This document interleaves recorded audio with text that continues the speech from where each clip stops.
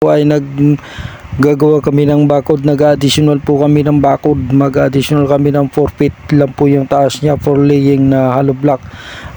Number 5 po ang gagamitin namin, ang white sand po yung gagamitin namin buhangin, yung hollow block po ay number 5. Yan po mga boss, yan location na yan, yan may lapad po siya na 21 meters by 20 kwadrado yung lote mga boss. Yan po ay sa San Francisco, Balagtas, Bulacan mga boss. Yan napakainit, alas 8 pa lamang, matingkad na ang init mga boss. Okay, tiyaga lang mga boss para mabuhay, may hanap buhay. Yan po mga boss. Okay. Yan boss. Okay, ngayon po ang content ko dyan, yan po mga boss.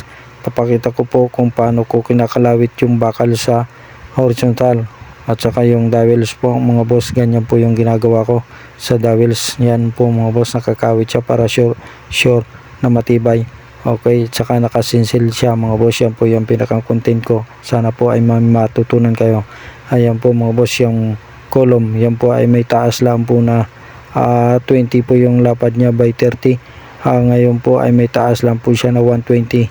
Yan po, 120 lang po yung in-additional namin sa bakod na yan. Kaya medyo tumaas na yung bakod na yan mga boss. Okay. So, yan yan.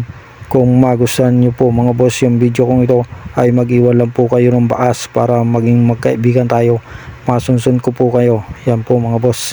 Okay. May drum kami dyan mga boss. Istaka ng tubig. Ngayon po ay nabutas siya. Ang ginawa ko po mga boss, nilagyan ko po siya ng buhangin, nilaglagan ko siya ng buhangin pansamantala para mawala pansamantala yung butas. Okay po mga boss, thank you for watching. Bye.